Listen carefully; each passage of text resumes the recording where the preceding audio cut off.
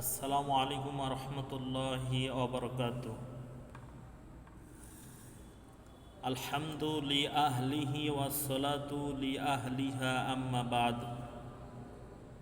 পাঁচ ওয়াক্ত নামাজ না পড়লে পাঁচটি ক্ষতি। এই ক্ষতিগুলো কি কি আমরা সবাই জানার চেষ্টা করি এবং এই ক্ষতি থেকে আমরা বাঁচার চেষ্টা করি।